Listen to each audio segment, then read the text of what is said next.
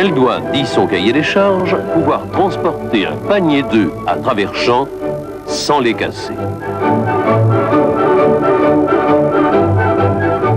Elle peut le faire. Elle l'a fait.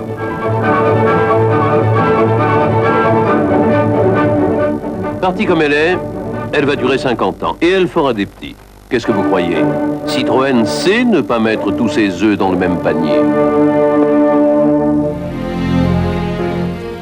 Έρχεται όμως το 1939 και ξεσπάει ο πόλεμος. Το σαλόνι αυτοκινήτου όπου θα παρουσιαζόταν το μικρό de Chevaux δεν θα γίνει ποτέ.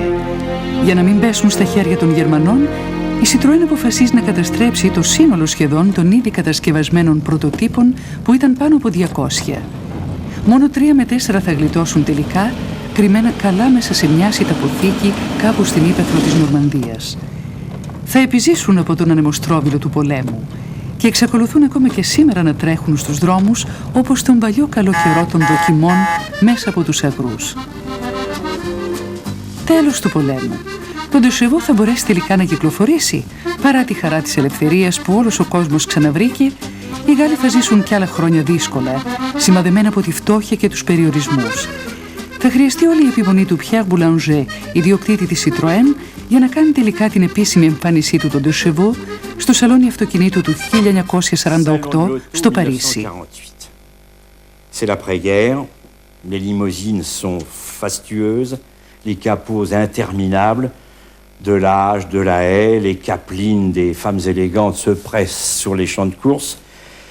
Au milieu de ces carrosseries rutilantes arrive une sorte de petit objet incompréhensible, en tôle ondulée, couvert d'une capote en toile. On s'interroge, c'est une voiture. On se gausse. Est-ce que ça ne serait pas plutôt une sorte de moquerie de la part du patronat à l'égard de la classe ouvrière, enfin de ceux qui sont susceptibles éventuellement de rouler dans la dite voiture? À Paris, le 35e salon de l'automobile a été inauguré par M. Vincent Auriol, président de la République, dont la première visite a été pour ceux qui, comme Franet, sont devenus par leur luxueuse conception de la carrosserie les grands couturiers de la voiture. Les modèles présentés cette année ont été dans bien des domaines une révélation pour tous ceux qui dans le monde s'intéressent à l'automobile.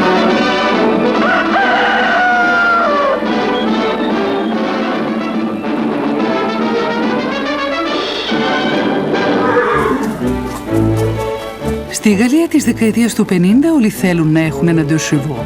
Η Citroën φτιάχνει ένα πελατολόγιο κατά σειρά προτεραιότητας. Μέσα σε αυτό βρίσκονται αγρότες, ιερωμένοι, μικροαντιπρόσωποι ή επαρχιώτες γιατροί. Όσον αφορά την παράδοση, πρέπει κανείς να περιμένει 3 με 4 χρόνια.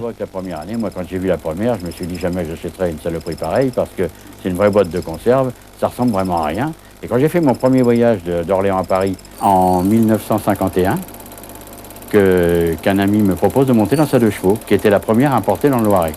Enfin, importée, la première vendue dans le Loiret. Et nous avons fait le voyage d'Orléans à Paris et retour.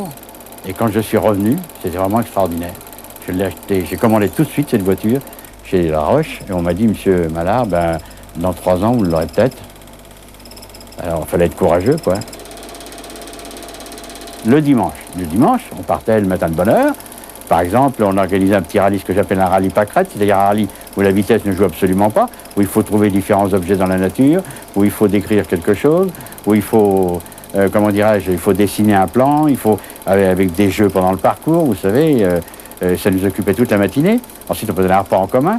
Alors, quand il faisait pas beau, c'était au restaurant. Quand il faisait beau, on sortait les banquettes des voitures et on amenait chacun son petit panier, qui était assez formidable. Et l'après-midi, on faisait des jeux. Et puis le soir, on rentrait tranquillement. C'était une journée où on s'était surtout bien amusé. Alors là, vous allez voir, c'est la de chevaux, là.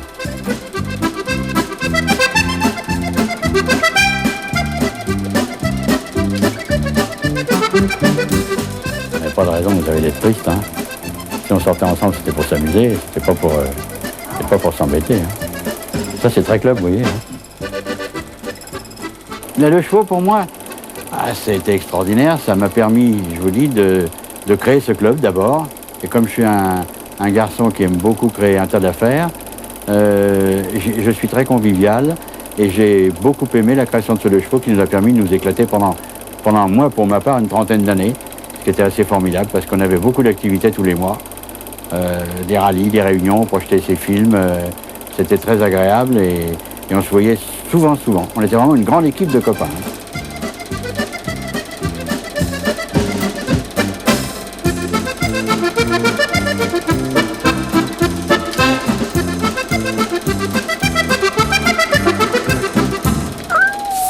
Moi, je trouve que ce gris va très bien aux deux chevaux. Ça leur donne un côté ancien, rétro.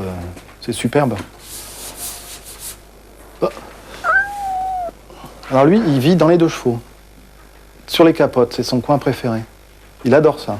Dans toutes les familles, quand on parle de la deux chevaux, il y a toujours quelqu'un qui dit « Ah, bah, mon grand-père en avait une, ma tante en a une, moi j'en ai une, j'ai passé mon permis sur une deux chevaux. » Enfin, dans toutes les familles, il y a toujours une histoire avec une deux chevaux quelque part.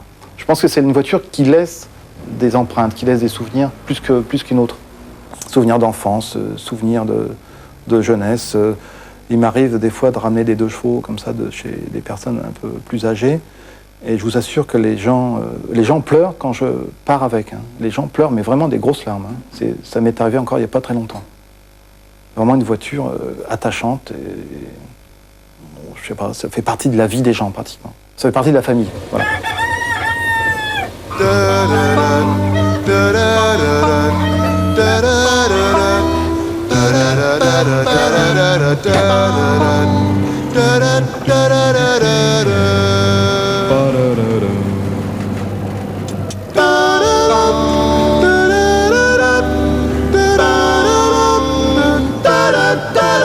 Comme grand voyage, tu sais, elle a été jusque dans le Morvan.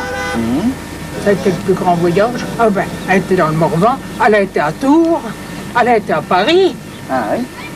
Elle a été à Contres, des fois, souvent même. Ah, oui. Tous les ans pendant une dizaine d'années. Vous étiez toute seule à conduire? Avec mon mari, oui. Ah, oui. Mais c'était, comme on dit, dans les endroits difficiles, c'était moi. Ah ouais.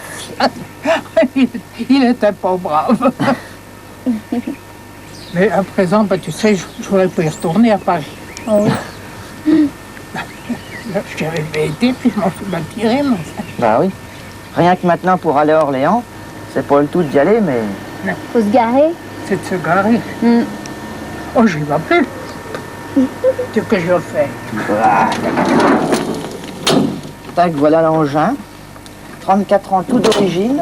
Comme la mère a dit, le moteur, les freins, l'embrayage, tout ça c'est dans son neuf. Alors la dernière étiquette de vidange, elle est ici.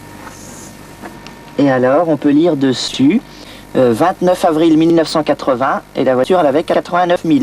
Il y a donc 12 ans et demi, et elle a fait 10 000. Et ça n'a pas été vidangé depuis. Voilà. Pour moi, l'histoire de la deux chevaux commence en 54. Nous avons reçu à la maison le 24 décembre un bon de chez Citroën de confirmation de commande. Et je me souviens très bien de l'émoi de mes parents, et à un tel point qu'ils avaient accroché la lettre de confirmation dans le sapin de Noël, car pour eux c'était le plus beau cadeau qu'on pouvait leur faire. J'ai apprécié cette voiture parce que mes parents ont pu découvrir déjà des régions de France. Donc, ça me paraissait extraordinaire. Cette voiture nous emmenait partout, par tous les temps. On montait la tente, etc. C'était génial, quoi. Je les sentais heureux, je les sentais enfin libres, enfin de pouvoir faire ce qu'ils voulaient.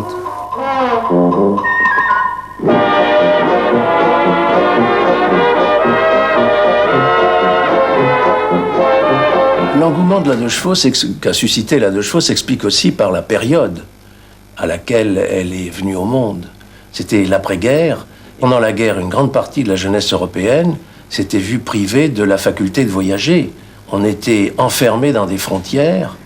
Et après la guerre, il y a eu une faim extraordinaire de découvrir des horizons nouveaux.